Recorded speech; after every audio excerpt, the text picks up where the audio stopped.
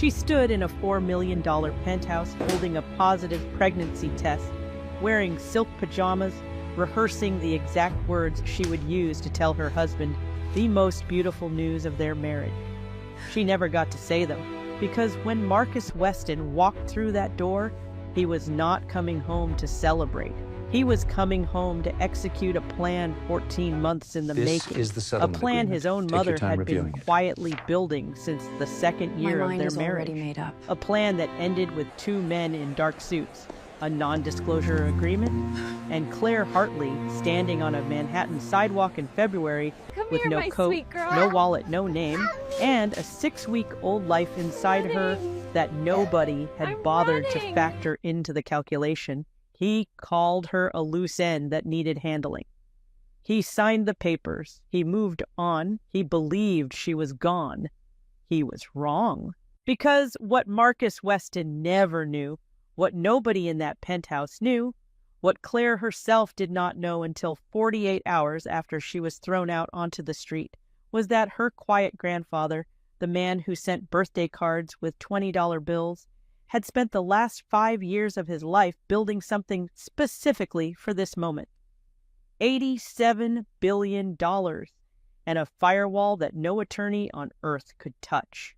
Stay with this story, because what happens next is not just about money or revenge or a woman who got even.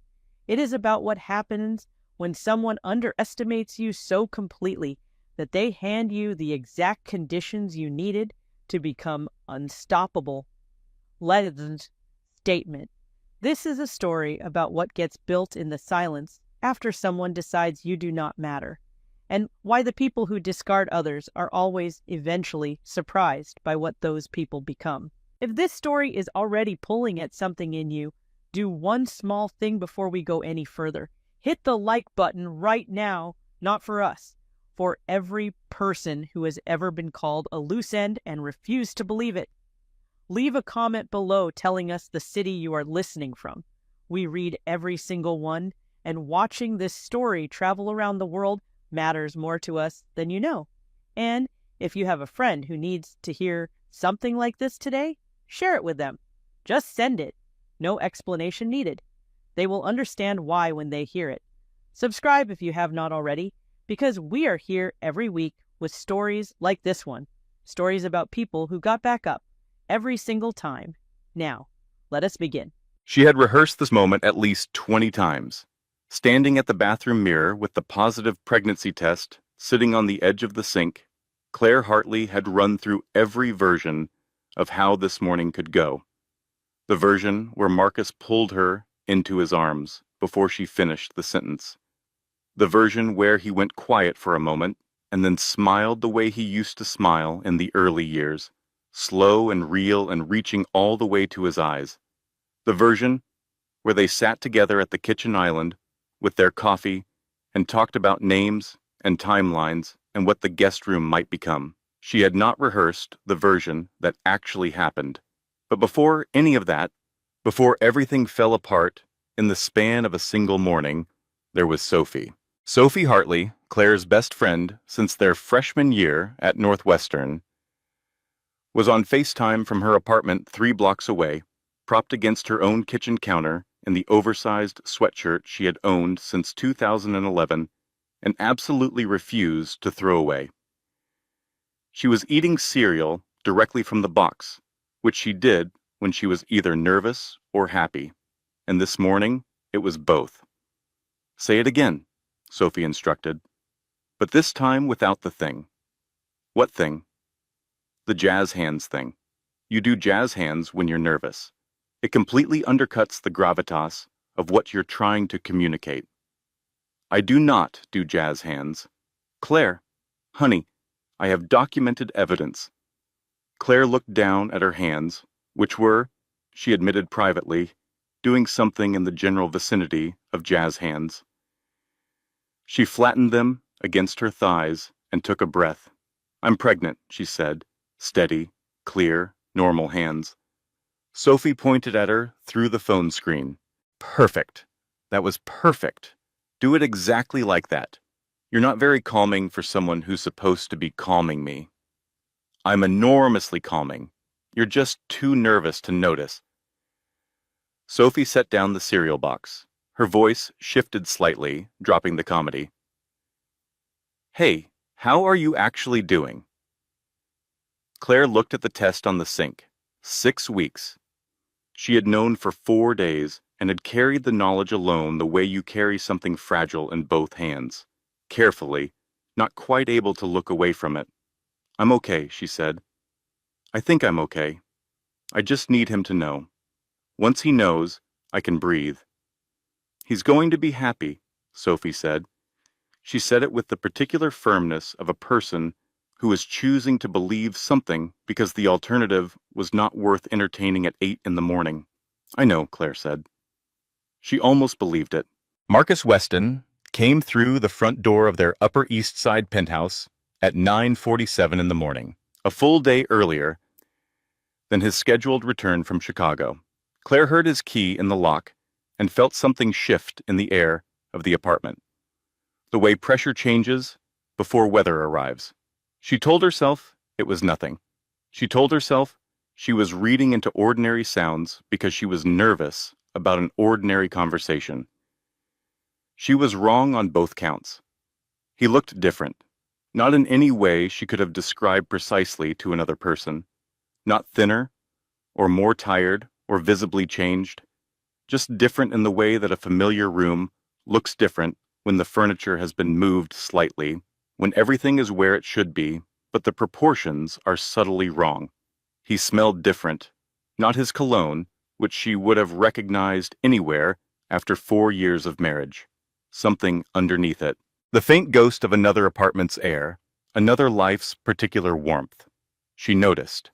She filed it. She told herself she was inventing things. You're back early, she said from the kitchen doorway. Meeting got moved up. He set his bag down near the entrance and crossed to the coffee machine without quite looking at her. How are you? Good. I was hoping to talk to you actually. I tried calling yesterday. Long day, meetings back to back. He poured coffee into a mug. What did you want to talk about? Claire pressed her hand flat against her abdomen, a gesture she had been making without fully realizing it for 4 days.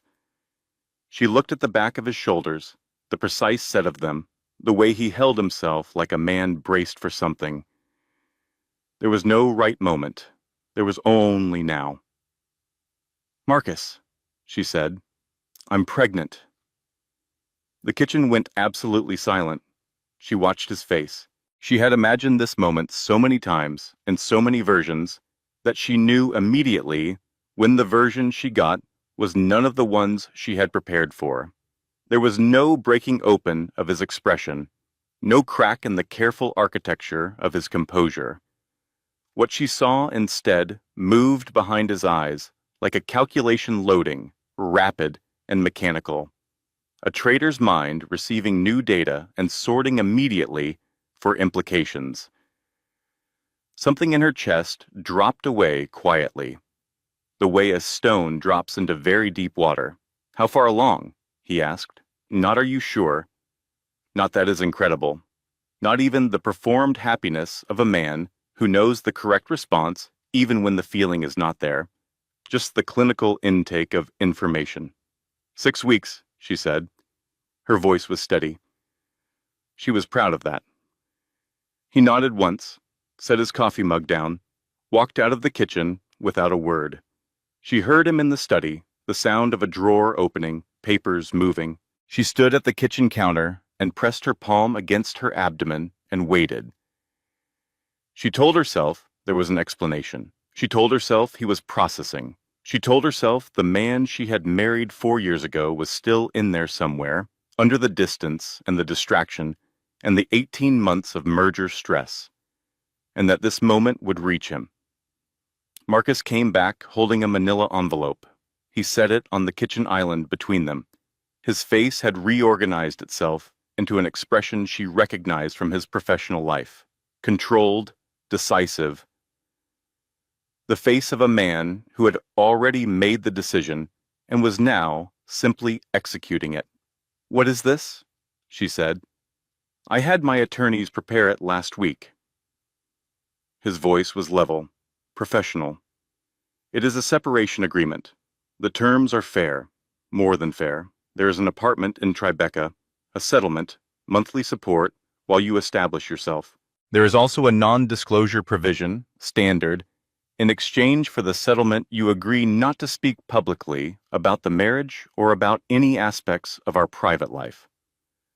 Claire looked at the envelope. She looked at her husband.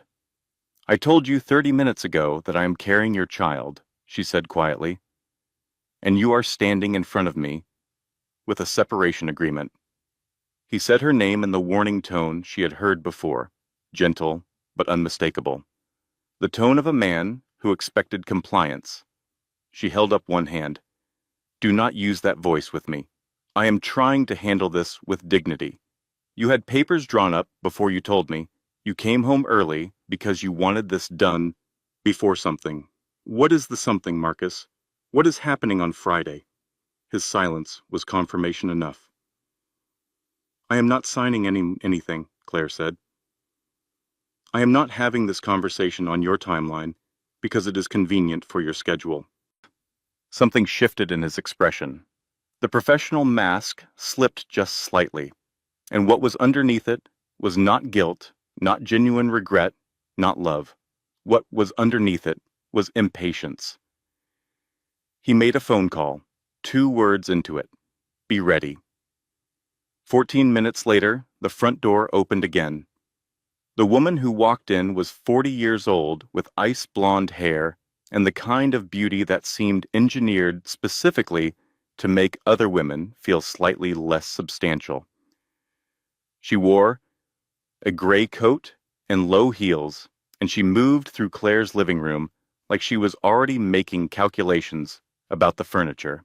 Behind her came 2 men in dark suits who positioned themselves near the entrance with the studied blankness of professionals paid to not have opinions about what they were asked to do.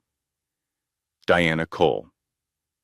Claire had known the name, the way you know about weather before it arrives, from pressure changes and signs and the quality of the air around a person you have studied for years. She had seen the name in Marcus's emails. She had heard it spoken with a particular precision in calls he took in other rooms. She had noted the way a photograph, Marcus and Diana, at a conference in San Francisco, shoulder to shoulder in front of a glass wall overlooking the bay, had lived on his laptop for 3 weeks before being replaced by something neutral. Diana said nothing directly cruel. She didn't need to. She simply stood in Claire's living room and looked at the artwork on the walls with the quiet assessment of someone who was redecorating in her head. And then Claire saw the necklace. Platinum chain, teardrop diamond, large enough to catch the morning light and throw it in fragments. She recognized it. She had pointed it out 6 months ago in a jewelry store window on Fifth Avenue, pulling on Marcus's arm, saying, "Look at that. It is extraordinary." He had looked and nodded and said nothing in particular. He had bought it, just not for her. The 2 men moved toward Claire with the professional courtesy of people doing a job. One of them picked up her coat from the hook near the entrance. The other stepped close enough to make the message unmistakable. "You cannot do this," Claire said. Her voice was still steady. "I am your wife. I am pregnant. You cannot remove me from this apartment." "The apartment is in the company name," Marcus said from across the room. "It always has been. I will have your personal items sent wherever you direct." Claire looked at him one last time. She thought about what she had told herself 4 days ago when she first looked at that test, that this was the turning point, that a baby would finally shift the center of gravity between them, that it would make Marcus Cross look at her and see a partner. She picked up her phone from the coffee table.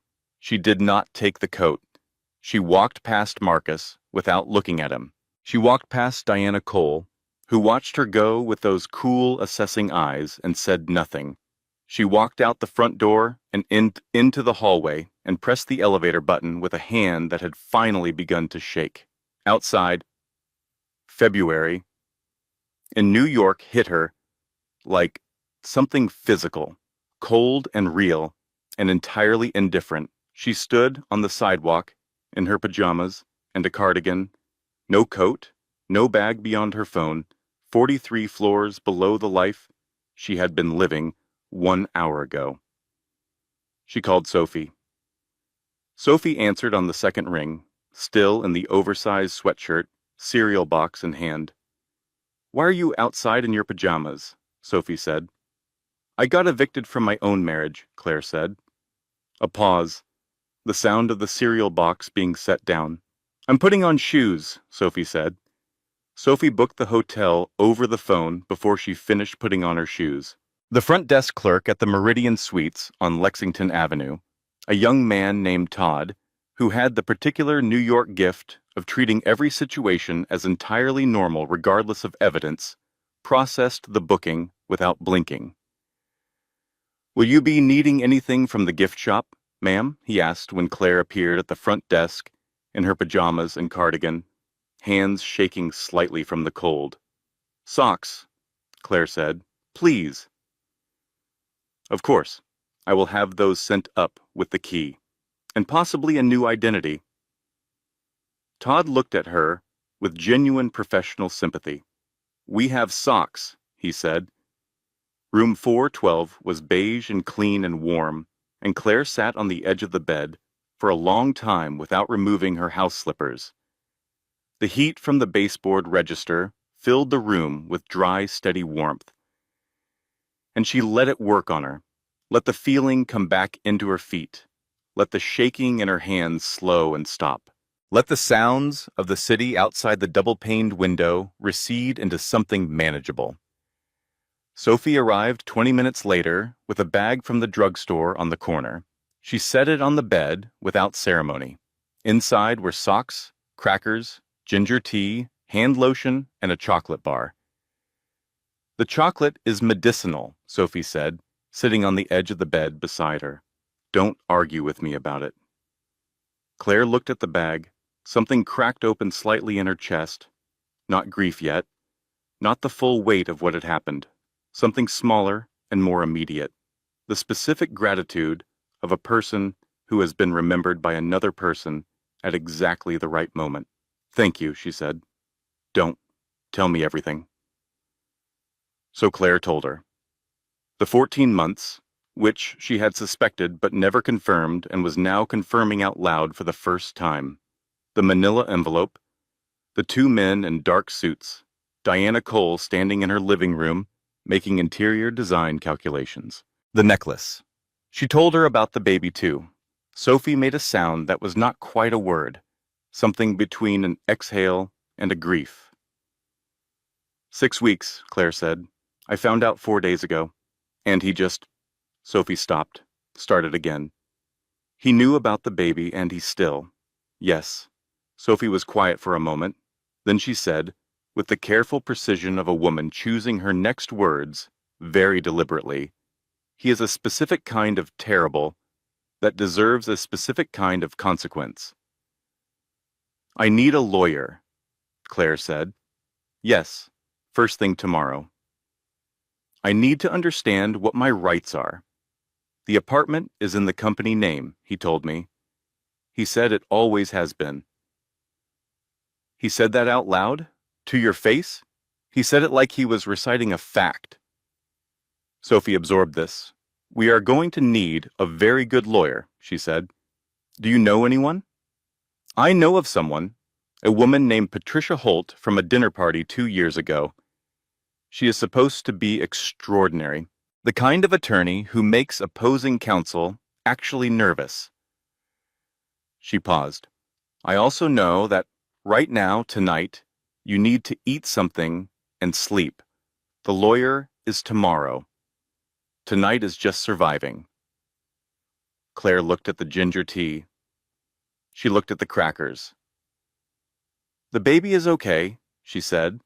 It was the thing she had been holding most carefully since that morning, the thing she had not yet said out loud to anyone. "I saw the doctor last week. Everything is healthy." "Good," Sophie said. That is the most important thing. They sat together in the warm, beige hotel room, eating crackers and drinking tea, and Sophie talked about nothing, in particular, with the deliberate skill of a person who understood that sometimes what a friend needs is not comfort or strategy, but simply the sound of a familiar voice making ordinary conversation. She talked about the terrible movie she had watched the previous night. She talked about the restaurant on Madison that had finally gotten its act together. She talked about everything except the thing they were both thinking about, because the thing they were both thinking about would still be there in the morning. And tonight, it could wait. At 11:15, Claire's phone buzzed. An unknown number. New York area code. She almost did not answer. She was exhausted and hollowed out, and the idea of one more unknown variable felt like more than she could hold. She answered. Ms. Hartley. A man's voice, older, with a formal precision that did not belong to any professional register she could immediately place. Not a lawyer's voice exactly, something more deliberate. My name is Richard Caldwell. I am a senior partner with the firm of Caldwell, Grant and Associates. I represent the estate of Edward Hartley Sr. Claire went very still. I believe we have something significant to discuss, the voice continued. I am sorry, Claire said carefully. Who did you say? Edward Hartley Sr., your grandfather, Ms. Hartley. He passed away 8 months ago, as I believe you know. He spent the last several years of his life working with our firm to ensure his succession was handled with complete legal precision. There is a reason we have waited until now to make contact. A pause, measured and careful. What I have to tell you would be better said in person, but I want you to know tonight that you are not alone in this situation. Not financially, not legally, not in any way that matters. Claire stared at the wall of the hotel room. Sophie was watching her face with the focused attention of a person trying to read a foreign language in real time. Mr. Caldwell, Claire said, what are you telling me? I am telling you, he said, and his voice carried the particular weight of a man about to deliver information he has been preparing to deliver for a very long time, that you are his heir, his sole heir, and that what that means is something I would very much like to explain to you tomorrow morning, if you are able. The room was very quiet. Sophie mouthed what at her from across the bed. Claire held up one finger. Give me a moment. Tomorrow morning, she said to Richard Caldwell. Yes, I am able. She ended the call. She set the phone down on the bedside table. She looked at Sophie. My grandfather died 8 months ago, she said slowly. I know. You went to the funeral. The quiet man who sent birthday cards with $20 bills. He was apparently not just a quiet man who sent birthday cards with $20 bills. Sophie stared at her. What was he? Claire looked at the phone. She thought about the attorney's voice, the weight in it, the particular gravity of a man delivering news he had been holding in careful custody for a long time. I do not know yet, she said, but I think I am about to find out that this day was not the end of something. She pressed her hand against her abdomen.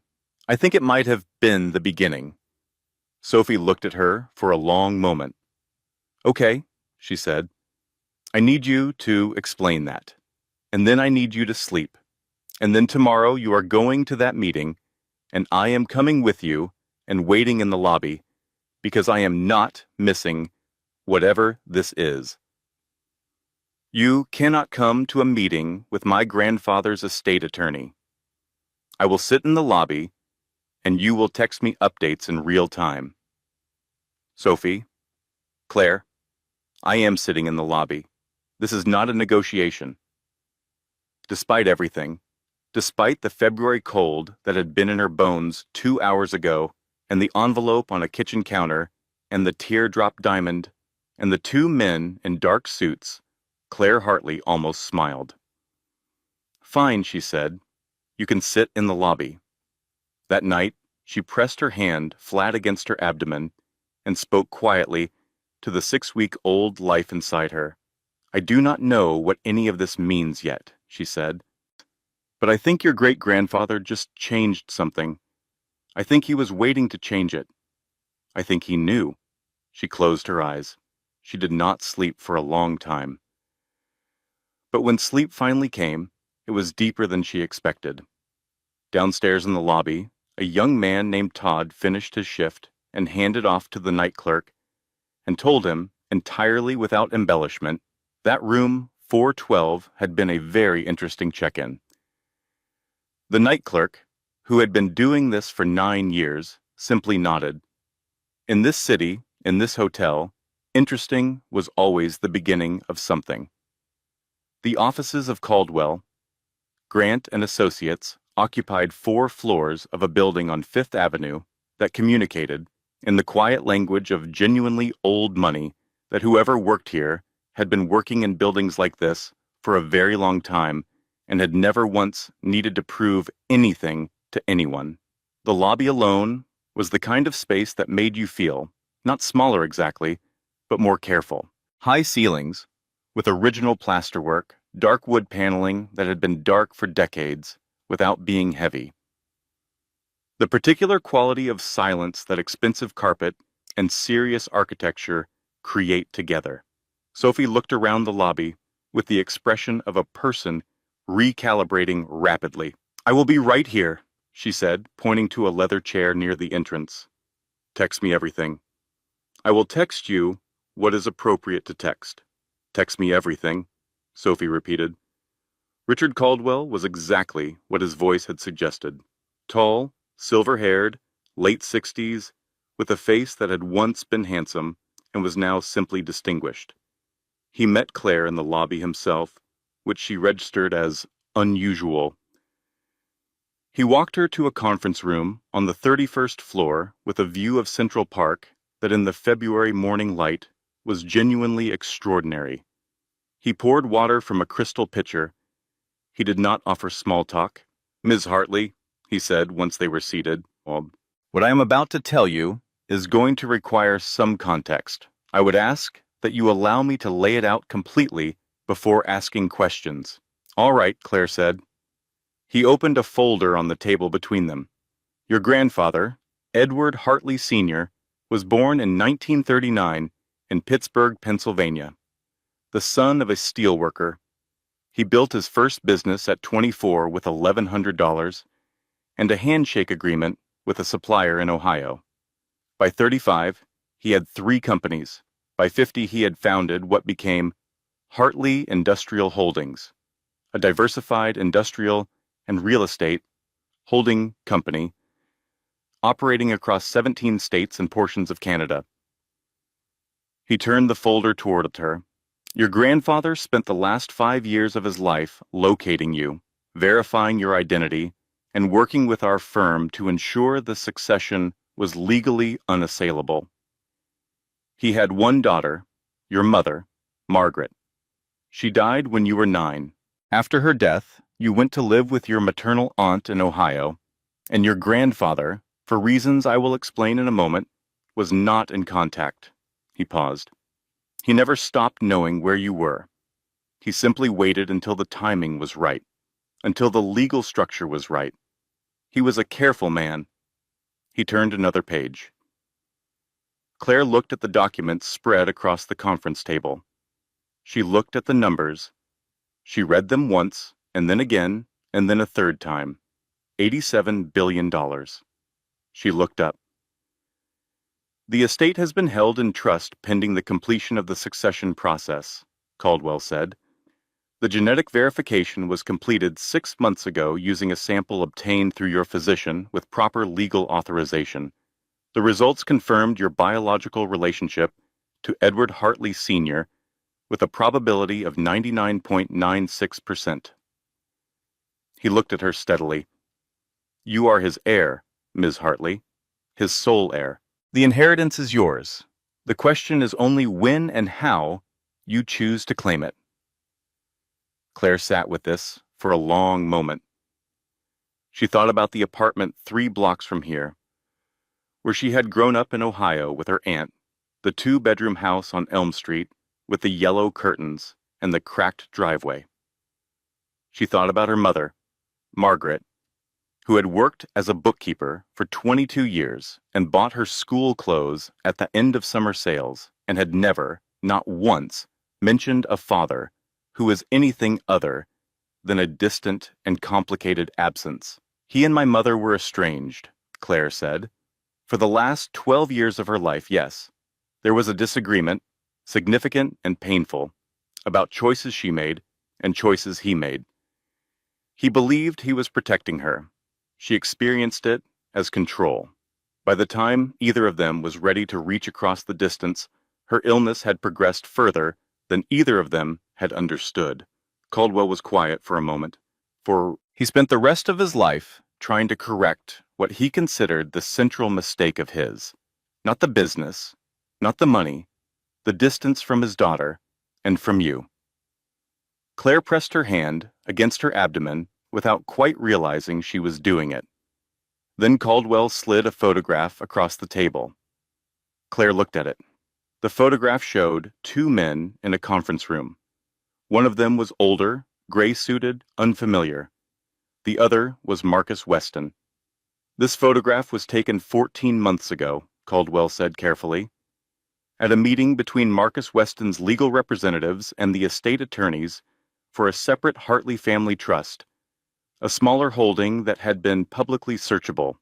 It appears that Mr. Weston, through his own due diligence, became aware through back channels that his wife was a potential beneficiary of a significant estate.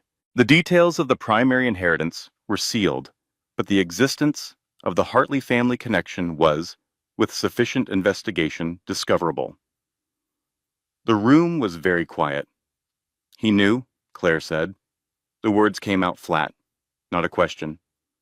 We believe he had reason to suspect that you might represent a significant financial liability to him in the event of a divorce proceeding.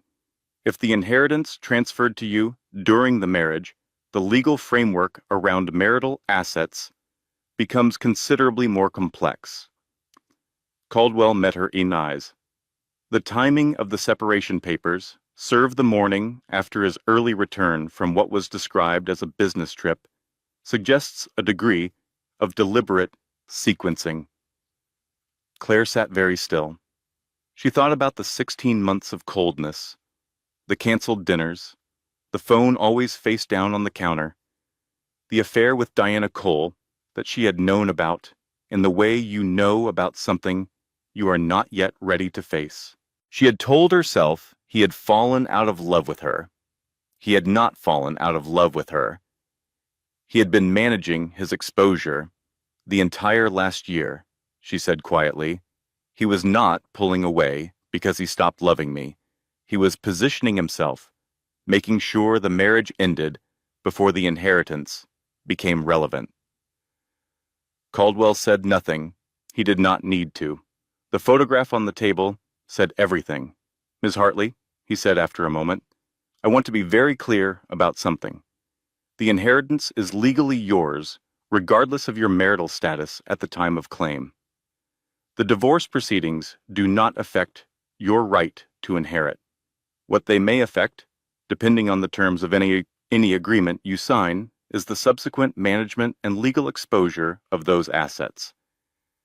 Which is why I would strongly encourage you to retain legal counsel immediately and to sign nothing whatsoever before doing so. I have an appointment with an attorney this afternoon, Claire said. Good. He closed the folder. There is one more thing. Something I have been waiting to tell you until I was confident you were in a position to hear it clearly. He reached into a second folder and removed a letter, handwritten, on heavy cream paper, in the careful script of an elderly man who had learned to write when handwriting still mattered. Your grandfather wrote this for you 3 years ago, Caldwell said. He asked that it be delivered when the time was right. I believe this morning qualifies. He slid it across the table. Claire looked at the envelope, her name on the front in that careful, deliberate hand. Claire Margaret Hartley. Her full name. Her mother's name in the middle. She did not open it in the conference room. She held it against her chest in the elevator going down, past the lobby, past the serious bookshelves and the expensive carpet. Sophie was in the leather chair by the entrance. She stood up the moment Claire came through the door, rid her face in 2 seconds, and said nothing at all. She simply stepped forward and put her arms around her and held on. He was not just a quiet man who sent birthday cards, Claire said into Sophie's shoulder. I gathered that from your texts, Sophie said. He left me everything. $87 billion. Sophie went very still. Then carefully she said, I need you to say that number again. 87 billion? Another pause. Okay, Sophie said. So Marcus Weston divorced an $87 billion woman because he was afraid she might be a significant financial liability. Yes. That is the most expensive miscalculation in recorded human history. Despite everything, despite the photograph of Marcus in a conference room and the 14 months of managed distance and the teardrop diamond on another woman's neck, Claire laughed. It was short and surprised and not entirely steady, but it was real. I need to call my lawyer, she said. Yes, Sophie agreed. And I need to sit down because my legs are doing something unusual. She lowered herself back into the leather chair. 87 billion, she said, mostly to herself. He was afraid of $87 billion, and he handed her a check for 200,000. That man cannot do math. Attorney Patricia Holt turned out to be a compact woman in her mid-40s with red hair, reading glasses on a chain, and the particular energy of a person who had spent 20 years being underestimated and had decided to find it useful. She met Claire in her Park Avenue South office on a Wednesday afternoon, shook her hand with a firm, dry grip, and said, Tell me everything. Start from the beginning. Leave nothing out. So Claire told her. From the morning, Marcus came home early to the conference room with Richard Caldwell, including the photograph of Marcus at the estate attorney meeting 14 months ago. Patricia Holt listened without interrupting. She made notes on a yellow legal pad in handwriting that looked like it moved faster than most people thought. When Claire finished, she set down her pen. You signed nothing, she said. Nothing. Good. That is the first and most important thing. She tapped her pen against the legal pad. The prenuptial agreement you signed at the time of the marriage. Walk me through that document. It was standard, I thought. I had my own attorney review it before I signed. There were no provisions that seemed unusual at the time. And you reviewed it personally? Yes. It was 12 pages. I read every page. Patricia nodded. We are going to want a certified copy of that document from the marriage records. She made a note. The separation agreement he presented, the one you did not sign, what were the specific terms?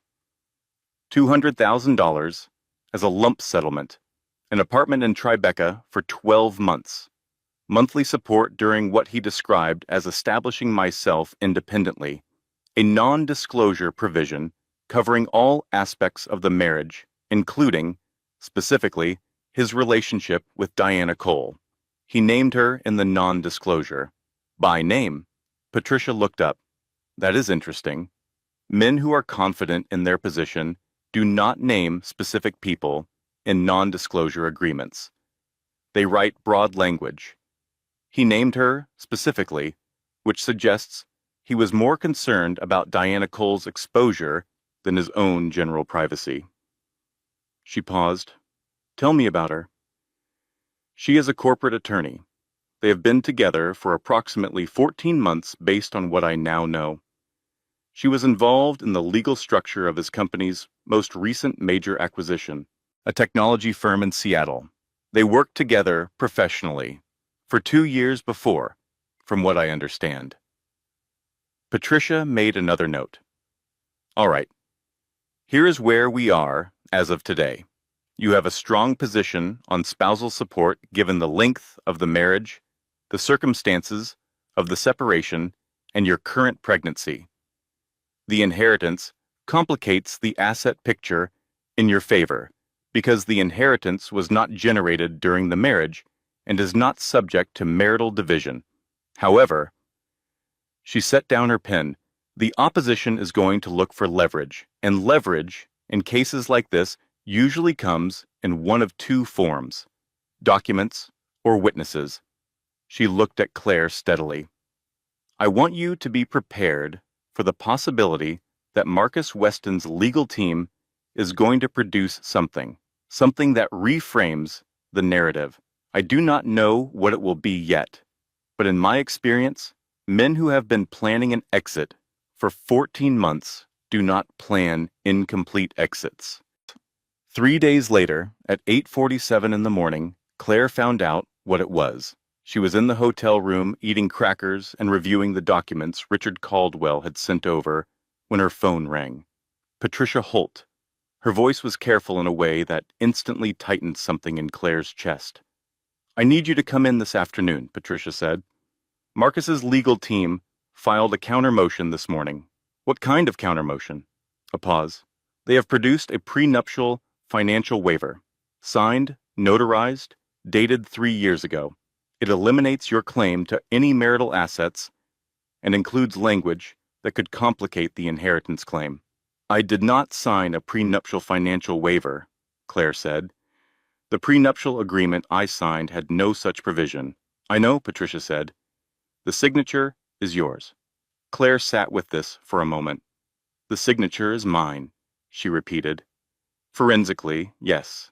The handwriting matches your signature across multiple documents. The notarization appears legitimate. The date is consistent. Another pause. I want you in my office this afternoon so we can go through this together. I also want to tell you that a forged signature and a legitimate signature can look identical to initial review and very different under the right kind of examination. This is not over, but I need you to understand what we are walking into. The afternoon in Patricia's office was the most precise kind of awful.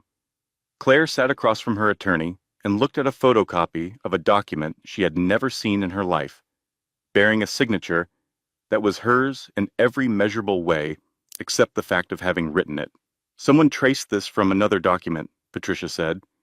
She pointed to two specific letters, the C and the H, where the pressure of the pen was slightly inconsistent with the surrounding strokes.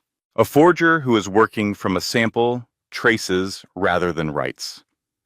The muscle memory is not the same. It is subtle, but it is there. I am going to bring in a forensic document examiner. This is going to take time, but I believe we can challenge it. Who would have done this? Claire said. Someone who had access to documents bearing your signature. Someone who had both motive and opportunity. Patricia looked at her carefully. Who in Marcus's life had access to your signature over an extended period? Not just Marcus himself. Think about who else touched the paperwork of your marriage. Claire thought about it, and then she thought about the Christmas dinners in Greenwich, the holiday cards she had signed every year with both their names, the thank you notes she had written to Marcus's family after events. All of that correspondence handled, organized, followed up on by one specific person in Marcus's life. His mother, Claire said slowly. Carol Weston. Patricia said nothing immediately. She looked at Claire with the careful attention of a woman who had been in this work for 20 years and had learned to distinguish between intuition and evidence. Tell me about Carol Weston, she said. Claire told her. The Greenwich house, the holidays, the particular way Carol had always looked at her, not unkindly, but with a measuring quality, as though she were an investment being monitored for performance. The way Carol had inserted herself, gently and consistently, into the administrative details of their life together. The way she had always been more invested in Marcus's professional standing than in his happiness. She signed my name, Claire said. The certainty of it settled into her chest like something cold and clarifying. She has been doing this for 3 years. She planned this before Marcus even fully decided he wanted out. It was her insurance policy. That is a very serious allegation, Patricia said. I know. If it is true, it is also a criminal offense. I know that too. Patricia picked up her pen. Then let us start building the case, she said. The phone call from Carol Weston came 2 days later, while Claire was at her follow-up appointment at the obstetrician's office. Carol arrived at the hotel with flowers and a particular smile. Claire came back to the room to find Sophie in the hallway, outside the door, with the expression of someone who had made a calculated decision about access. She is in there, Sophie said quietly. She brought lilies. I have concerns. I can handle Carol Weston. I know you can. I just want you to know that I am standing 6 feet away from this door, and I have opinions about how this goes, Claire went in. Carol sat in the armchair near the window, the flowers already in the vase on the desk, as though she had rearranged the room to her preference. She was 63, well-maintained, wearing the particular kind of understated jewelry that announces serious money to people who know how to read it. I want you to know, Carol said, before Claire had fully sat down, that I had nothing to do with any of this. The way Marcus handled this was wrong. I told him so. Claire sat down. She looked at Carol Weston. She had known this woman for 4 years. She had made her pecan pie at Christmas.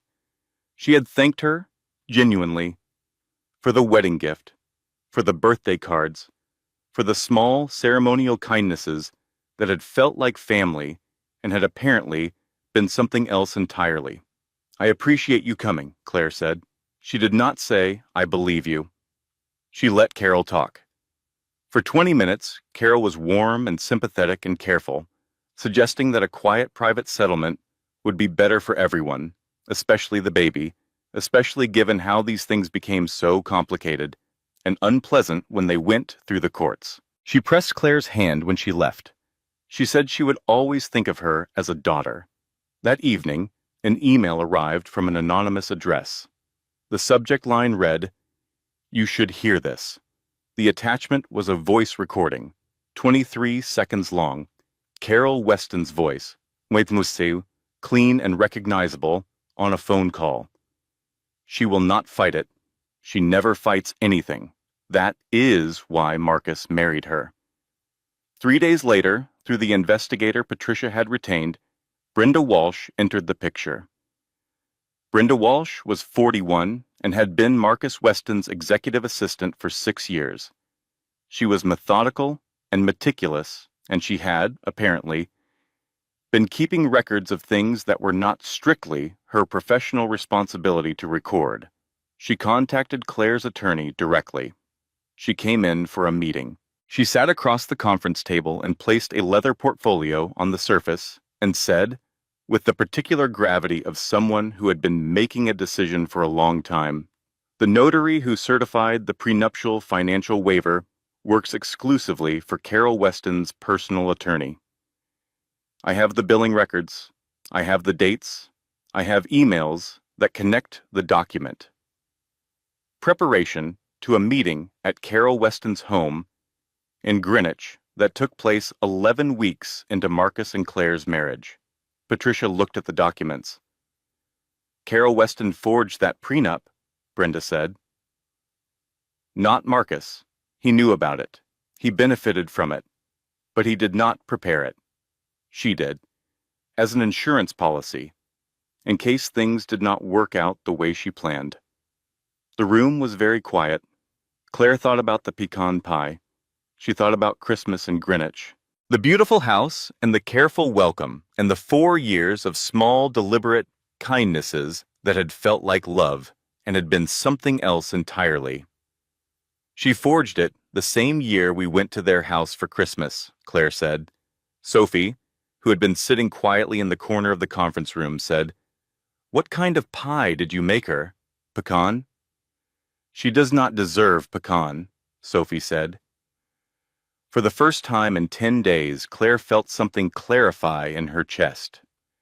Not hope exactly, not yet, but the specific quality of a situation that has been opaque suddenly becoming legible. They had the document examiner, they had Brenda, they had the billing records and the emails, they had Carol Weston. For 11 days, everything moved in the right direction. The forensic document examiner confirmed Patricia's assessment of the forged prenup with a written opinion that used words like conclusive and traceable pressure inconsistencies. Brenda Walsh's records connected the document preparation to Carol Weston's Greenwich home with a specificity that left very little interpretive room. Patricia filed a formal challenge to the prenuptial financial waiver on the grounds of fraudulent preparation. Marcus's legal team went quiet. That particular silence, Patricia told Claire, was the sound of attorneys regrouping. On the 11th day, Sophie took Claire to dinner at the Italian restaurant on Madison that had finally gotten its act together. They sat in a corner booth and shared pasta, and Sophie ordered sparkling water on Claire's behalf and still drank half of Claire's dessert. And they talked about small things. The movie Sophie had seen the previous week that she could not stop thinking about. The new coffee place on the corner that was either very good or aggressively pretentious, and possibly both. "You seem better," Sophie said at some point. "I feel like I might actually be okay," Claire said. "For the first time since all of this started, I genuinely feel like I might be okay." Sophie nodded. She did not say anything jinxy. She was too experienced a friend for that. But she knocked on the wood of the table 3 times, very quietly, when Claire was not looking. It was not enough. Patricia called the next morning at 7:52. "I need you to come in," she said. The careful voice. Claire recognized it immediately now. "What happened?" "Marcus's team filed an emergency motion this morning.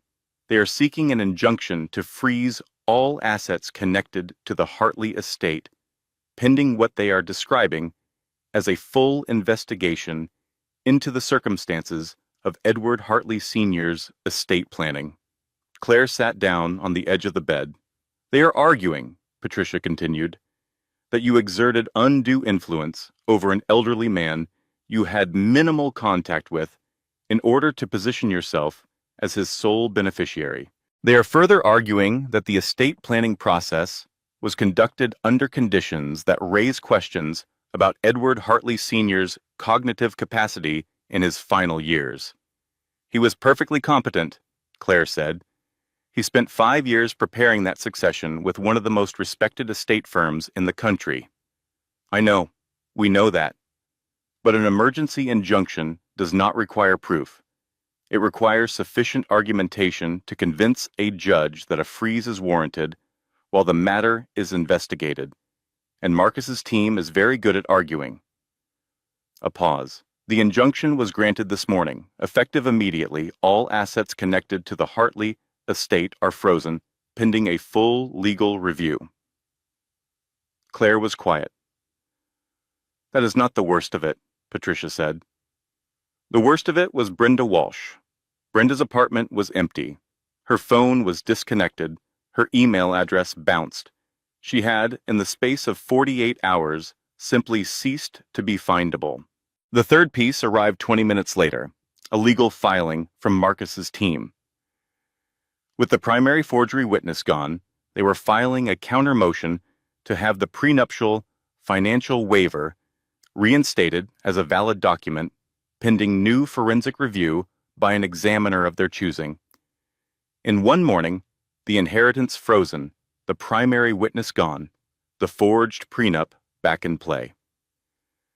Claire sat on the hotel bed for a long time. Sophie arrived in 22 minutes with cereal and a look on her face that said she had read all 3 text updates and was managing her own reaction very carefully on Claire's behalf. "Tell me," Sophie said. Claire told her. Sophie set the cereal box down. She sat across from Claire on the hotel bed. She looked at her friend's face with the particular intensity of someone taking inventory of structural damage. "Okay," she said. "Okay," Claire said. "I am processing. Give me a moment." Sophie was quiet for 10 seconds. Then she said, "He disappeared, Brenda Walsh. Someone did. It was Carol. It has to be Carol. She is the one who had the most to lose from Brenda's testimony." "That is possible. Patricia's investigator is looking into it. And the injunction. 60 to 90 days minimum for a full estate review, according to Richard Caldwell. The assets are frozen until the court is satisfied that the estate planning process was legitimate." Which it was. Which it absolutely was. But legitimate processes can take a very long time when someone is motivated to delay them. Sophie looked at her steadily. "What are you feeling right now?" "Not strategically, actually feeling." Claire looked at her hands. She thought about the morning 3 weeks ago when she had stood in a hotel lobby in her pajamas and asked for socks. She thought about the conference room on Fifth Avenue and the number 87 billion and the letter from her grandfather that she had read 3 times now, alone, late at night, until she could hear his voice in it, even though she had only met him a handful of times. "I feel," she said carefully, "like I am watching something be taken from me again, and I am very tired of that feeling." Then her phone buzzed. A notification from a social media account that tracked society events. A photograph from a charity gala the previous evening.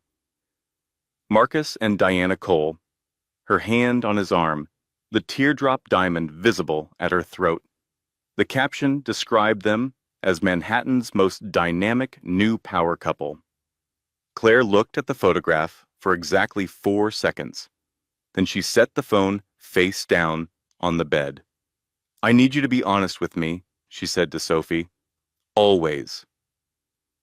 "Am I strong enough for this?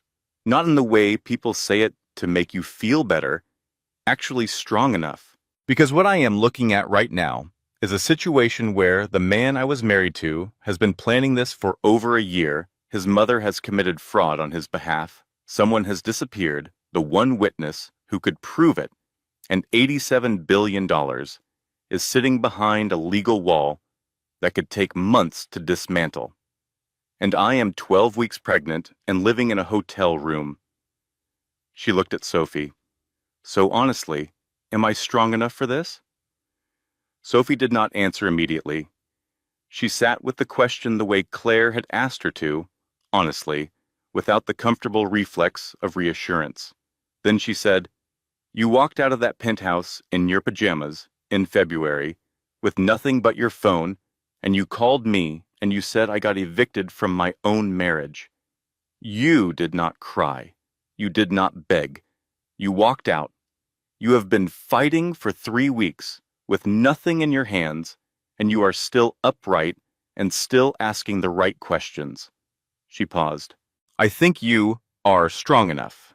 I think you have been strong enough this whole time. I just think you keep waiting for someone to confirm it." Claire looked at her. "You do not need confirmation," Sophie said. "You need a plan." "I need a plan," Claire agreed. "Then let us make one." Outside the window, New York conducted its relentless business. The city did not pause for grief or fraud, or frozen inheritances, or the specific, particular devastation of a person who has discovered that the entire architecture of their marriage was designed by someone else as a containment strategy. But inside the hotel room, 2 women sat on a bed and made a plan. And somewhere in an office on Fifth Avenue, Richard Caldwell was about to answer a question that would change the shape of the next 6 months. Claire called Richard Caldwell at 9 the following morning. Sophie was on the couch with coffee, present but quiet, giving Claire the room she needed. "Mr. Caldwell?" Claire said, when he answered. "I have a question." "Of course." The injunction targets the Hartley estate, the primary holdings, the succession filings, everything connected to the formal estate proceeding. She paused. "Is there anything in my grandfather's documentation that Marcus's team has not seen? Anything that exists outside the estate proceeding, Bisai?" A silence on the other end. 3 full seconds. "There is one thing," Richard Caldwell said. "I have been waiting for you to be ready to ask about it." He told her. 18 months before his death, Edward Hartley Sr. had worked with Caldwell's firm to establish a secondary trust, separate from the primary estate, funded with $2.3 billion in liquid assets, titled directly in Claire's name from the date of establishment, held in a private trust institution in Vermont. The secondary trust was not part of the estate proceeding. It had not been filed with the same documentation trail. It had been structured specifically, deliberately, by a very careful old man who had anticipated that his succession would be challenged, to exist outside the reach of exactly the kind of legal maneuver Marcus's team had just executed. "The injunction targets the estate," Caldwell said. "The Vermont Trust is not the estate. It is a direct titled asset. It cannot be frozen by the same motion." Claire was quiet for a moment. $2.3 billion, she said. "Yes, liquid, accessible. Your grandfather described it, in his notes, as the firewall, his word. He said, and I am reading directly from his instruction letter now, that if anyone ever tried to stand between Claire and what is hers, this is what ensures she can stand back." Something moved through Claire's chest. Not triumph, something quieter, the specific feeling of being known by someone you barely got to know. "Why did you wait?" she asked. "Why did you not tell me about this at our first meeting?" "Because when I met you, you had been awake for one night in a hotel room after being removed from your home by men in dark suits. You were 12 weeks pregnant, and you had just learned that your grandfather was one of the wealthiest men in the country. I had watched your face absorb that information." A pause. "Your grandfather's instruction letter said, 'Tell her about the firewall when she has stopped waiting to be saved and started building the strategy herself.' Those were his exact words." Another pause. "That question you just asked me was the question I was waiting for." Claire pressed her hand against her abdomen. She thought about a man she had known as the quiet grandfather who sent birthday cards with $20 bills, who had lost his daughter to distance and stubbornness and the slow, quiet tragedy of things left unsaid for too long, who had spent the last years of his life making sure that his granddaughter would never be left without ground to stand on. "Mr. Caldwell," she said, "I need a financial advisor, the best you have worked with, someone who understands corporate structure, legal leverage, and patience." "I know exactly the right person," he said. "Her name is Helen Marsh. She is in New York. Schedule a meeting for tomorrow." "Of course." She ended the call. She looked at Sophie. $2.3 billion, she said. "Separate trust. Not frozen, accessible." Sophie set down her coffee cup, very slowly and carefully. "Your grandfather," she said after a moment, "was the most prepared man who has ever lived. He called it the firewall." "Of course he did." Sophie pressed both hands flat on the coffee table. "Okay, so we have $2.3 billion that Marcus does not know about." "That is correct." "And he just spent 3 weeks trying to freeze assets he did not realize were the wrong assets." "Also correct." Sophie looked at her for a long moment. Then she said, "I need you to understand that I am enormously proud of you for asking the right question at the right time. Your grandfather knew you would. I also knew you would. I just want that on the record. Noted. What do we do with $2.3 billion? Claire looked at the notepad where she had been making notes for 2 weeks. The legal timeline, the asset structure, the names and positions of people who had helped Marcus build what he had built and who might, under the right circumstances, reconsider their loyalties. We finish this, she said, properly, on our terms, not his. Helen Marsh was 57, silver-haired, with the unhurried authority of someone who had spent 30 years advising people with generational wealth on how to protect, position, and when necessary deploy it. She met Claire in a conference room and spent the first 15 minutes asking questions and saying almost nothing else. You have no financial background, she said finally. Nonprofit communications. Before that, literature. And you want to understand the strategy fully, not just be advised. I need to be able to walk into any room and know exactly what is happening and why. I need to be able to make the decisions myself. Helen studied her. Most people in your position hire people like me to handle it, so they do not have to understand. I understand that is easier. I am not interested in easier. Claire looked at her steadily. I have specific objectives. They require patience, and they require the ability to operate without anyone knowing what I am building until it is already built. I have time, I have capital, I have a very clear picture of what I want the outcome to look like. She paused. What I need is someone who can help me build the architecture. Something shifted in Helen Marsh's expression. The professional equivalent of heightened attention. Tell me the objectives, she said. So Claire told her. The next 4 months were the quietest and most deliberate of Claire Hartley's life. From the outside, very little appeared to be happening. She was a pregnant woman in a hotel room in New York, navigating a divorce proceeding and an estate challenge through her attorneys. She attended her prenatal appointments. She ate meals. She had long phone calls with Sophie, who had taken to calling every morning at 8 and every evening at 9 with the regularity of a scheduled appointment. From the inside, she was building something. Helen Marsh turned out to be everything Richard Caldwell had promised. Precise, patient, possessed of a financial intelligence that expressed itself not in volume, but in accuracy. She said very little, but what she said landed with the weight of a much longer speech. She met with Claire 3 times a week and taught her, simultaneously, the theory and the practice of corporate positioning. You are learning quickly, Helen said one afternoon, 4 weeks in. I have good motivation, Claire said. There were several things being built at once. The first was information. Patricia Holt's investigator located Brenda Walsh in Portland, Oregon, exactly where Sophie had predicted at her sister's house.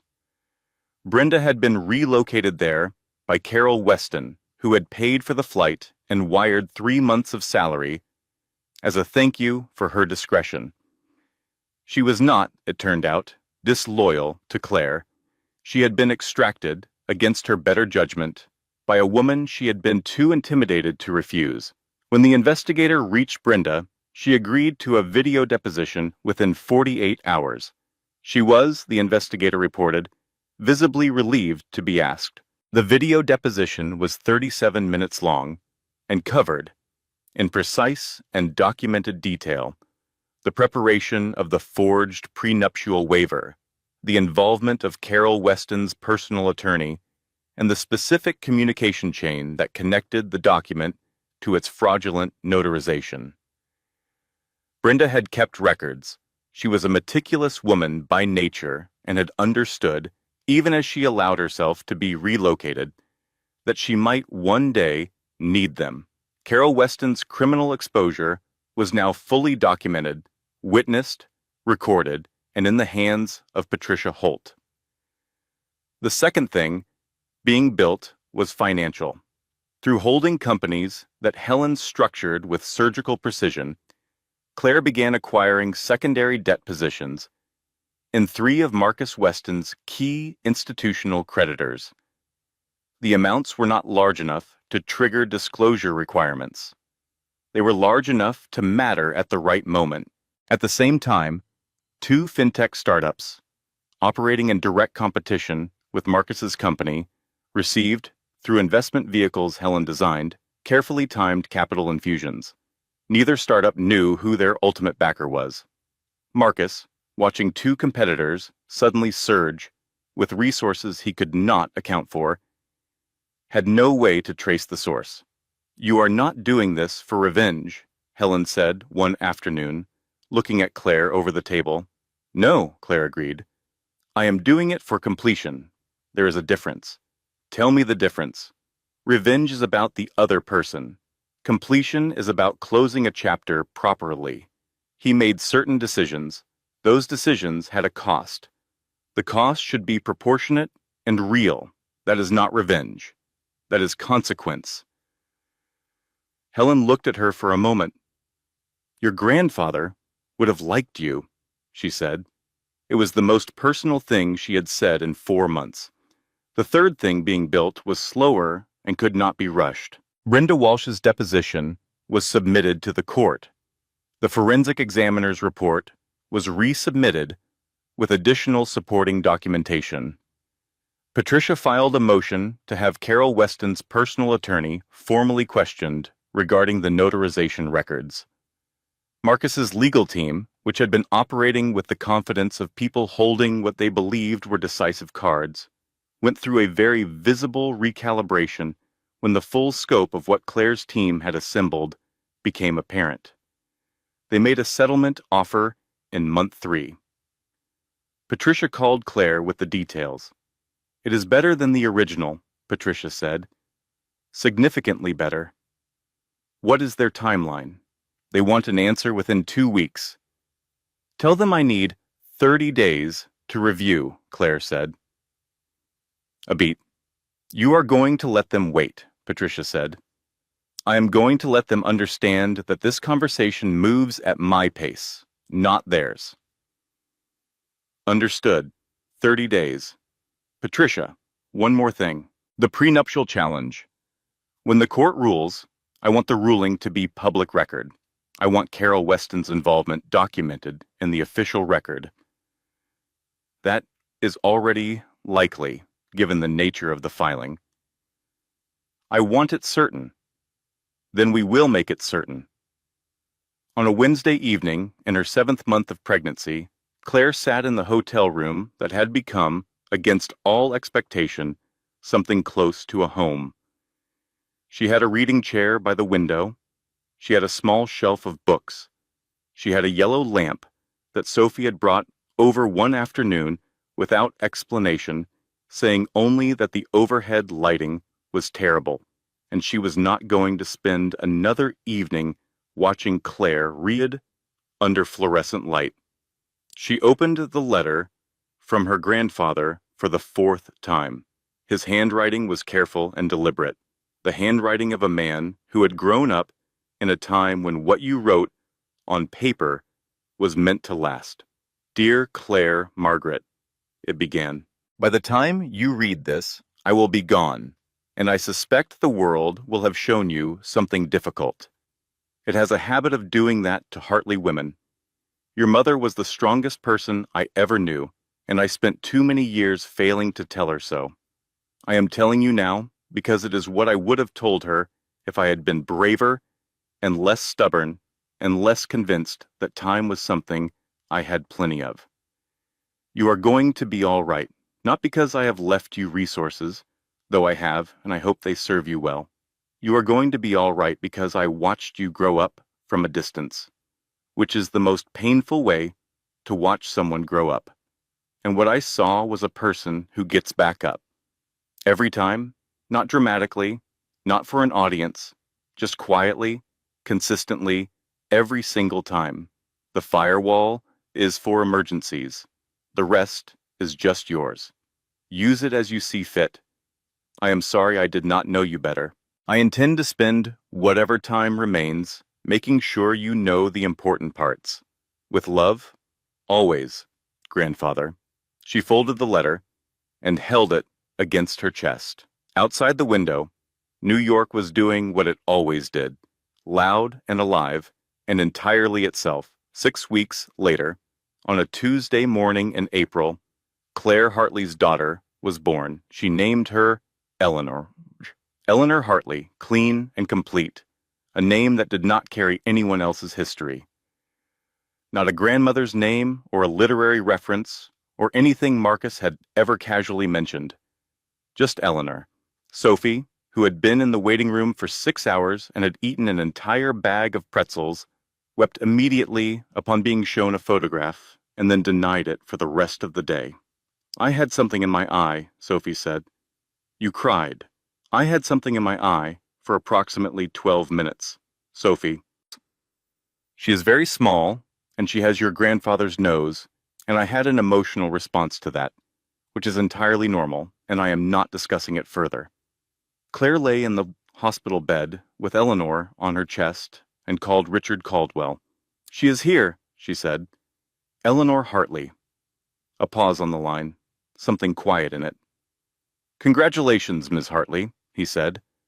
Your grandfather would have been very pleased. She did not call Marcus. Patricia's office notified his legal team, as required by the custody framework being established.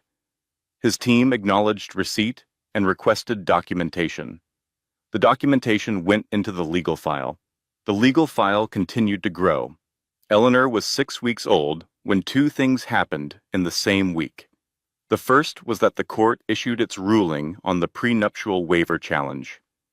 The document was declared fraudulent with prejudice. The forensic evidence was cited extensively. The ruling noted, in language that would become public record, that the preparation of the forged document had been traced to the offices of a specific attorney working on retainer for Carol Weston, and that the circumstances strongly indicated deliberate, fraudulent intent. Carol Weston's attorney, reading the ruling, immediately filed a motion to distance his client from the findings. It did not succeed. Patricia called Claire at 7 in the morning. The prenup is gone, she said. Permanently. It is out of the case. Good, Claire said. Eleanor was asleep on her chest. There is more. Carol Weston was contacted by the district attorney's office yesterday afternoon regarding the forgery findings. She has retained criminal defense counsel. How did Marcus react? His team has been very quiet since the ruling came down. That is the reaction of people who have just realized the ground is significantly different from what they thought. The second thing that happened was a text message from an unknown number that arrived on a Thursday morning. Ms. Hartley. This is Brenda Walsh. I wanted you to know that testifying was the right thing. I should have done it sooner. I hope you and the baby are well. Claire typed back, Thank you, Brenda. We are well. 2 days later, she sent Brenda a formal letter through Patricia's office acknowledging her cooperation and confirming that her employment records and references from her 6 years with Marcus's company would be handled through proper channels.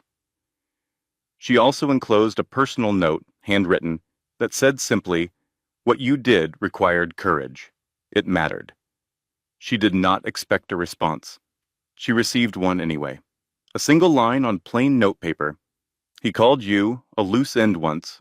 On a phone call, I had to transcribe. I have thought about that phrase every day for 2 years. I am glad the story ended differently. Claire sat with that for a long time. Then she went to Eleanor's room and sat in the chair by the window and held her daughter and watched the afternoon light move across the ceiling of the apartment that had been, over 6 months, gradually transformed from a beige hotel room into something that was genuinely hers. The yellow lamp Sophie had brought, the reading chair by the window, the small shelf of books, the framed photograph of her mother, young, laughing, standing in front of a lake somewhere in Ohio. Your great-grandfather sent birthday cards with $20 bills, she told Eleanor. who was awake and considering the afternoon light with the focused attention of a person who has recently discovered that ceilings are interesting. He was a very careful man. He thought about everything very far in advance. He thought about you, even though he never got to meet you. She pressed her lips to the top of Eleanor's head. I think you would have liked each other. Eleanor made a small sound that was not quite a word. I know, Claire said. Me too. The Whitmore Foundation Gala was held every October at the Grand Ballroom of the Whitmore Hotel in Midtown. 600 people in formal attire, the largest philanthropic event on the New York social calendar.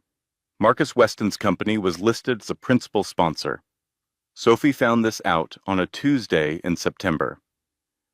She sat across from Claire at the kitchen table of the Tribeca apartment Claire had purchased outright 6 weeks earlier, and she slid her laptop across the table and pointed at the event listing. He is going to be there, Sophie said. Diana Cole, too. The society page has them listed under the principal sponsor table. Claire looked at the listing.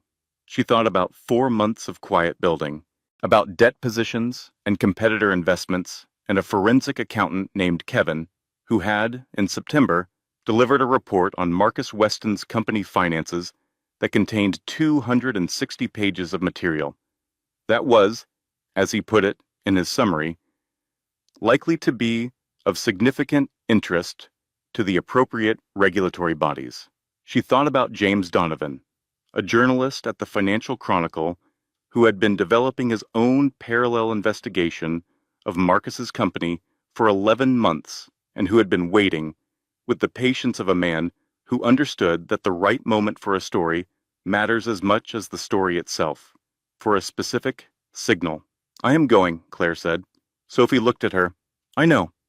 I just wanted to make sure you knew what you were walking into. I am walking into a room full of people who watched what happened to me and moved on without a second thought. I am walking in as someone who did not disappear the way they expected. She looked at the event listing, and I am walking in with a plan. Tell me the plan. She told her. The plan had 4 components. The first, Kevin's forensic report, delivered to the Financial Industry Regulatory Authority through an attorney in Washington who specialized in whistleblower protections, filed the Monday following the gala. The second, James Donovan's article, 17 months in the making, fully sourced, covering the revenue projection discrepancies in Marcus's most significant acquisition and the communications that indicated they were known and deliberately concealed, filed Saturday night, embargo lifting Monday morning. The third, Helen Marsh's debt call, invoking the contractual rights embedded in the secondary debt positions Claire's vehicles had quietly accumulated over 4 months. Executed Tuesday morning.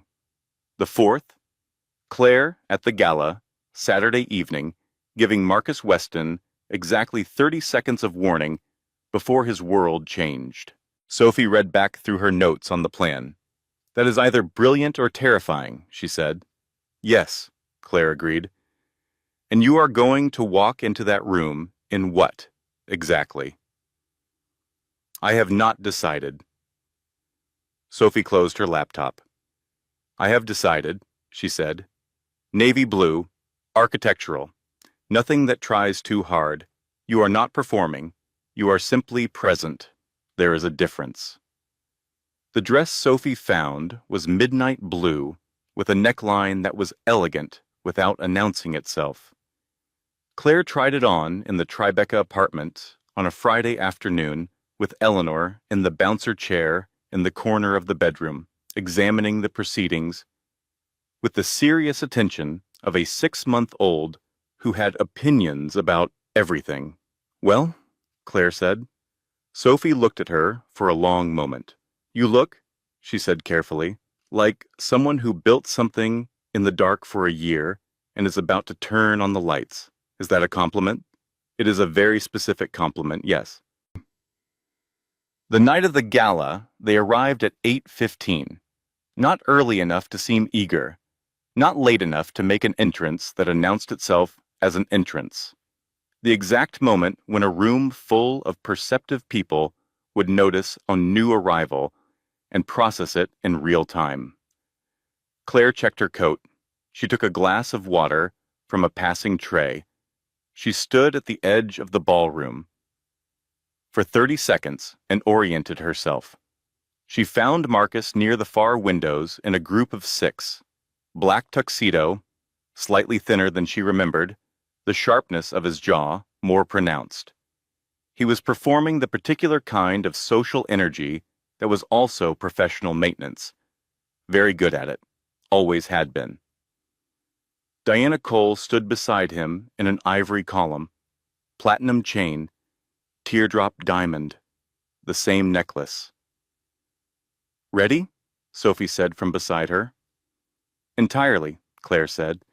She moved into the room, unhurried, the ease of a woman who had nowhere to be and nothing to prove by getting there quickly. She exchanged brief words with 2 people she knew from her previous life in this city, both of whom looked at her with the slightly recalibrated attention of people who had recently searched her name and found something considerably larger than expected. She was 30 feet from Marcus when he saw her. She watched it happen, his eyes moving across the room in the automatic social scan. Stopping. The fraction of a second where the brain receives information that does not match any stored file. And then recognition. And then, underneath recognition, something she had not quite predicted. Fear.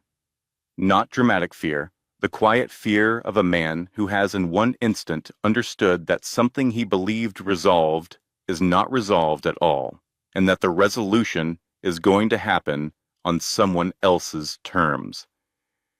He crossed the room toward her. She stood still and let him come, because she had all the time in the world, and he was the one who needed to close the distance. He stopped 3 feet from her. "Claire," he said, controlled. She gave him credit for that. Marcus, entirely neutral, neither warm nor cold, simply present. His eyes moved over her quickly, processing the changed elements and the unchanged ones. "I did not know you were back in New York. I arrived last month. You look." He stopped himself from finishing that sentence. "You look well." "I am well." She let a pause settle. "You look thinner. It has been a demanding year, I imagine." "It has." She took a single, unhurried sip of the water she had been carrying. "The regulatory inquiry must be stressful," she said lightly. "These things have a way of resolving themselves, one way or another." His eyes sharpened. "That is a private matter under—" "Of course," she said, with a lightness that was completely controlled. "I did not mean to be indiscreet." She glanced past him toward Diana Cole. "Diana looks well, too. I have always admired her taste in jewelry." The silence that followed was brief and very loud. "What are you doing here?" he said. Quieter now. The professional smoothness dropping toward something raw. "The Hartley Foundation has been a supporting contributor to the Whitmore's charitable initiatives for decades. I am here in that capacity." She met his eyes. "As Ariana Valdivia." She caught herself. "As Claire Hartley. I imagine you know what that means." He did know. She could see it. "I think we should find somewhere private to speak," he said carefully. "I do not think we need to," she said pleasantly. "Everything that needs to happen between us has already been set in motion. You will understand that fully by Tuesday." She set her water glass on a passing tray. "I hope you enjoy the rest of your evening." She turned and walked away. She did not look back. Sophie fell into step beside her near the entrance. "Well," Sophie said. "Done," Claire said. How did he look? She thought about his face, the control, and underneath it, the fear. The rapid visible recalculation of a man who had spent his entire professional life being the person who saw the moves before anyone else, who controlled the pace and the terms, now understanding for the first time that he was several moves behind and had been for over a year. He looked, Claire said, like a man who just realized the board was different from what he thought. Sophie handed her a glass of water. "Let us get some food," Sophie said. "I have been running on anxiety and one breadstick since 6 o'clock. There is a full dinner service. I am aware. I have been watching it from across the room for 2 hours like a person watching a cake cool." Claire laughed. The real laugh, full and warm. "Come on," she said. "Let us eat." Sunday passed with the specific quality of hours before a storm. James Donovan's article went to the editors at 9 in the evening. Embargo lifting Monday morning. Kevin's forensic report had been filed Friday through the Washington attorney. Helen Marsh spent the day in the converted second bedroom of Claire's Tribeca apartment, running through every contingency scenario one final time. Claire spent the evening with Eleanor. They sat on the living room floor with the yellow lamp lit and read 4 books, including one about a small bear navigating a forest that Eleanor had developed a strong preference for, indicated by her reaching for it, specifically whenever Claire held up options. "You have opinions," Claire told her. "That is going to be very useful." Eleanor held up the bear book with both hands and made her case. "All right," Claire said. The bear book. Again. After Eleanor was asleep, Claire sat for a while in the doorway of her room and looked at her daughter's small chest, rising and falling in the easy rhythm of total, uncomplicated rest. She thought about the morning that had started all of this. The positive test on the sink, the rehearsed speeches, the jazz hands, Sophie on FaceTime in the oversized sweatshirt. She thought about the sidewalk, the cold, the 14 blocks in her pajamas. She thought about a letter on cream paper and careful handwriting. "You are going to be all right, not because I have left you resources, because you get back up. Every time." She walked to her own room. She set her phone face up on the bedside table. She wanted to see the notifications arrive in real time. She closed her eyes. She slept deeply, the way a person sleeps when they have finished something enormous and the body finally believes it is allowed to rest. Monday began at 6:12 with her phone lighting up. Cross Capital shares opened down 14% amid reports of formal regulatory investigation into acquisition representations. James Donovan's article in the Financial Chronicle, 17 months of reporting, fully sourced, generating shares at a rate the algorithm was flagging as exceptional. Text from Helen Marsh. "All positions confirmed, ready to execute Tuesday on your signal." Text from Patricia Holt. "Court filing confirmed receipt of forensic report. Marcus's legal team is aware. Expect contact today." She set the phone down. She looked at the ceiling of her bedroom in the Tribeca apartment that was hers, fully and completely, titled in her name. Then she got up. She put on coffee. She went to wake Eleanor. By noon, Marcus's company had issued a statement. 2 paragraphs, carefully worded, acknowledging the regulatory inquiry in language designed to minimize alarm. It moved the share price from down 14 to down 9. By 2 in the afternoon, Patricia Holt called to say that Marcus's outside counsel had made contact requesting an urgent meeting. "Tell them Wednesday," Claire said. 2 o'clock. They asked for tomorrow. Wednesday, 2 o'clock. A beat. "They will agree to Wednesday," Patricia said. "Yes," Claire said. "They will." Tuesday morning, at 9:15, Helen Marsh executed the debt call. It was not dramatic in its mechanical form. A series of communications between financial institutions, precise and formal, invoking contractual rights that had been patiently built over 1 year and quietly positioned over 4 months. Its effect was immediate and architectural. Cross-Capital shares, which had partially recovered to down 9 the previous afternoon, opened Tuesday at down 21%. By 10 o'clock, they were down 26. Marcus's CFO resigned effective immediately, citing personal reasons. Diana Cole's legal practice issued a statement separating itself from any association with Marcus Weston or Weston Capital, characterizing the acquisition integration issues as originating from Marcus's side of the transaction. The statement was swift and clinical and answered every question about the nature of Diana Cole's loyalty. She was cutting him loose. Claire sat with this for a moment. She thought about Diana Cole standing in her living room 4 years ago, the cool, assessing eyes, the platinum necklace. She thought about what it meant that Diana was now doing to Marcus exactly what Marcus had done to Claire, identifying a liability and separating from it with clean, ruthless efficiency, because that was how these people operated. And Marcus had invited her into that world and ultimately used its logic against her. There was something in that, not justice exactly, but a structural completion, the wheel turning all the way around. Wednesday at 2 o'clock, Marcus's legal team arrived at the conference room Patricia had arranged.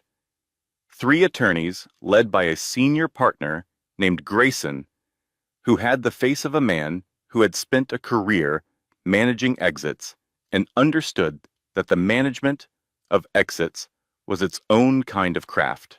Claire sat across from them, with Patricia on her left and Helen Marsh, present as an observer, on her right. Grayson opened without preamble. My client is prepared to discuss a resolution. Given the regulatory environment and the current market position, it is in everyone's interest to arrive at an orderly outcome. Orderly, Claire said, the same tone she would have used to note the weather. The specific elements my client is prepared to discuss include the debt positions, the competitive investment structures, and the overall framework of an agreement that would. Mr. Grayson. She said it quietly, without heat, with the tone of a person who is simply in possession of the authority and does not need to announce it. I want to be precise about what this conversation is and what it is not. This conversation is not a negotiation about whether the regulatory consequences proceed. They proceed. The documentation is in the formal record. What this conversation is about is the structure of what comes after. Grayson's expression remained professionally composed. Specifically, Claire continued, the structure of Marcus Weston's departure from the company he built, the terms under which the viable assets are reorganized, and the establishment of a permanent trust for his daughter before any other distribution is made. A silence. My client is not prepared to discuss departure terms at this stage, Grayson said. Then I would suggest he become prepared, Claire said, because the alternative is that the debt call proceeds to its natural conclusion without an agreed framework, which means the creditor negotiations happen in the open, under the existing regulatory cloud, with full press coverage. The outcome for your client's personal financial position is considerably less organized than what I am prepared to offer in this room. She paused. I am not interested in destroying Marcus Weston. I am interested in specific defined outcomes. If he is willing to discuss those outcomes in good faith, this can be finished cleanly. Grayson looked at her for a long moment. What specific outcomes? She told him. The terms were 5 pages. The injunction on the Hartley estate dropped. The forged prenuptial document withdrawn with formal admission of improper preparation. A trust account for Eleanor funded before any other distribution. Non-negotiable. Marcus resigns as CEO effective immediately. Full cooperation with the regulatory investigation. A 5-year restriction from the sector. and one additional term stated verbally and not in the document. I want Carol Weston's involvement formally acknowledged in the legal record, Claire said. Not as a footnote, as a finding. The forgery, the relocation of Brenda Walsh, all of it, on the record, permanently. Grayson absorbed this. My client will need to review. He has until Friday, Claire said. 5 o'clock. The Cross Capital Emergency Board meeting was held Thursday morning. Claire arrived early and sat adjacent to the head of the table, in the position of a person who was present at someone else's meeting and entirely comfortable with that fact. Marcus entered last, thinner than the gala, the sharp jaw and dark eyes still present, but operating under visible strain, the way a precise instrument looks when it has been pushed past its calibrated range. He looked at her when he walked in. She met his eyes. The board moved through 40 minutes of procedural presentation. Regulatory exposure, financial position, legal liability. Claire listened without speaking.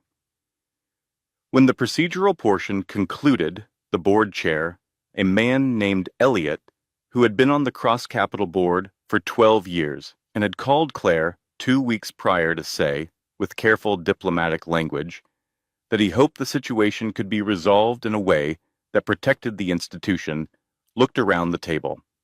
We need to address the governance question, he said. I will speak to the governance question, Marcus said. Every person at the table looked at him. I built this company, he said. His voice was controlled. She gave him that, always. The current situation is manageable. It has been characterized in ways that... Marcus? Her voice was quiet. He stopped. She looked at him steadily across the glass table. The documentation is in the formal record.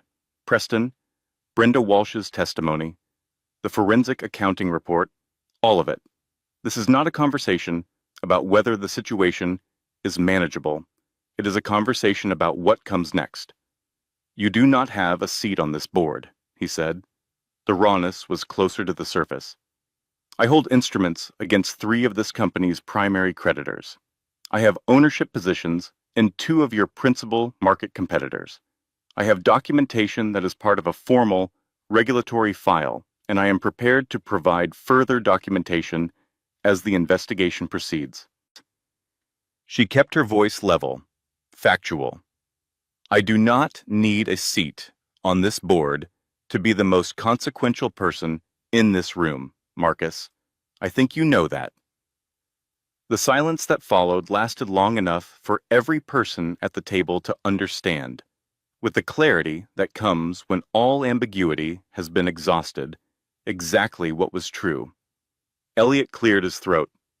Perhaps we should discuss the terms that have been proposed. They discussed the terms. Grayson was present. Patricia was present. Helen sat at the end of the table and said nothing, which was its own kind of statement. At 11:40, Marcus Cross looked at the 5-page document in front of him. All right, he said, quietly, without drama, the way a person says a thing that has been inevitable for a while. The word fell into the room, and that was the sound of it. Small and final. Claire did not feel triumph. She had expected to, had occasionally worried that when this moment arrived, it would feel like not enough, that no resolution could carry the weight of what had been lost and remade. But what she felt was quieter and more structural than triumph, the feeling of a thing completed, of a load-bearing wall rebuilt properly this time, in the right place, by the right hands. She stood. She looked around the table, at the board members, at Patricia, at Helen, at the floor-to-ceiling window, and the October skyline behind it. Then she looked at Marcus Cross one final time. The papers will be ready by end of business today, she said. Patricia has the details. She picked up her bag. Her hand was on the conference room door when his voice came from behind her. Claire. She stopped. She did not turn around. What I said, he said. 4 years ago, on the phone, when I called you. A pause. A loose end. That is the one I cannot undo. She stood at the door for a moment. The room was very still behind her. No, she said, it is not. She opened the door. She walked out. She took a cab back to Tribeca because she needed the movement of the city outside the window, the blocks passing, the gradual shift from Midtown to the neighborhood that had become, in 2 months, more genuinely home than 4 years in a penthouse had ever been. Eleanor was in the park with her babysitter. Claire paid the cab and walked to find them. She spotted Eleanor from half a block away. Recognizable at any distance by the yellow jacket, by the specific quality of her movement, which was always forward, always committed, always slightly faster than was strictly necessary. She was on the small climbing structure, working her way up with the systematic persistence of a person who had decided that falling is simply part of the process and not a reason to stop. Sophie was on the bench, which Claire had not expected, but which, on reflection, made complete sense. Sophie was not going to be at home on the morning this particular chapter closed. She raised a hand when she saw Claire coming. Claire waved back. She slowed her pace. She let herself take the last half block slowly, let the morning land. Eleanor saw her from the top of the structure. Her face opened into the expression that had no counterpart anywhere else in the world, the pure, uncontained brightness of a child who has spotted the specific person she most wants to see. "Mama!" She began to climb down immediately, efficiently, without hesitation. "I'm watching," Claire called. Eleanor reached the bottom and ran toward her, with the yellow jacket flapping and her arms already open, and Claire went down to her knees on the park path and held out her arms, and Eleanor ran into them, warm and solid and entirely present, smelling of morning air and October. She held her. She felt the familiar structural rightness of it, the thing that no other thing replicated, the thing she had built everything else around and would continue to build everything else around. "Did you do the important work?" Eleanor asked into her shoulder. "I did," Claire said. "Is it finished?" Claire thought about the conference room, the glass table, the word "all right" falling into the still air, the door opening and the walk out and the cab ride back through the city that had watched her walk 14 blocks in her pajamas 4 years ago and had kept moving without breaking stride. "Yes," she said, "it is finished." Eleanor leaned back to look at her with the unsentimental assessment of a 6-month-old who had recently developed strong opinions about most things. Sophie, from the bench, said quietly, "How are you?" Claire looked at her friend. She thought about a FaceTime call 4 years ago in an oversized sweatshirt, about a hotel booking made over the phone before the shoes were fully on, about cereal boxes and chocolate bars described as medicinal, and a yellow lamp brought over without explanation because the overhead lighting was terrible. "I am good," Claire said. And it was not the performance of good. It was simply true. "He signed?" "He signed." Sophie nodded. She did not say "I told you so," because she had never said "I told you so" in 22 years of friendship, and she was not going to start today. "Are we celebrating?" she asked. "We are getting soup," Claire said. "The real kind, not the cup kind. Obviously the real kind.